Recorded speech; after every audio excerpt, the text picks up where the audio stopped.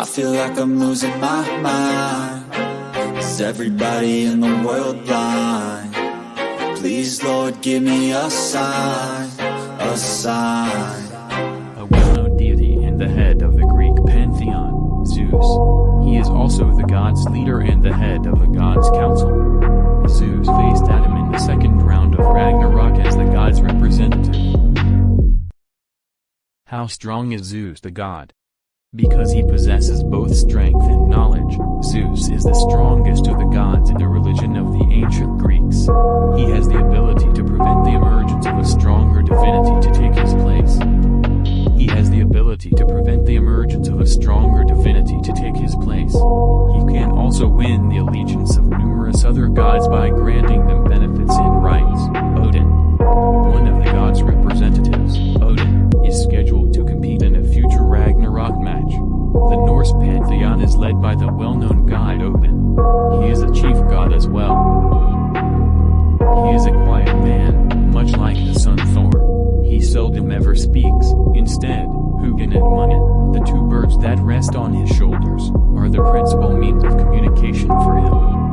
And there is leaked info that he is a traitor, but no one knows.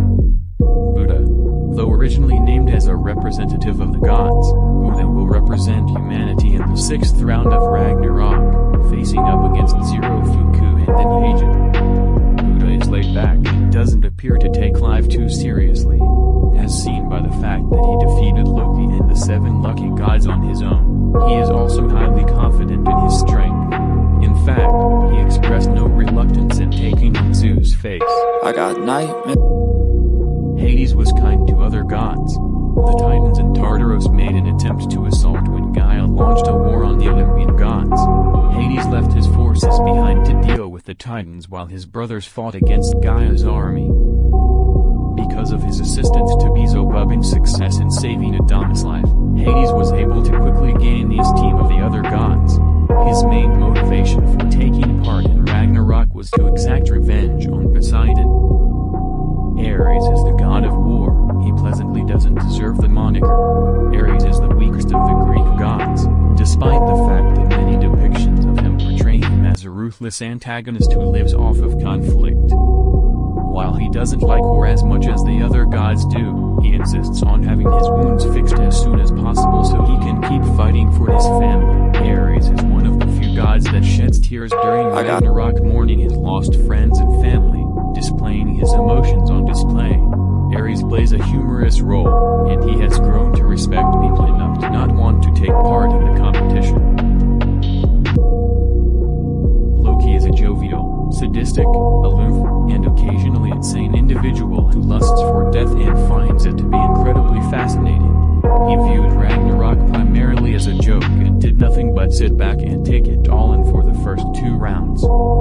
However, once Poseidon was murdered by Kojiro Sasaki in the 3rd round, Loki began to take the event much more seriously because he was concerned that ordinary humans could actually slay gods. He fought Buddha and easily intimidated other gods like Hades and Poseidon, demonstrating how confident he is in his own might. Thor was the first combatant to stand in for the gods, and he was successful. He fought a human opponent in a close combat, and like many gods in the tournament, he gradually came to respect humans.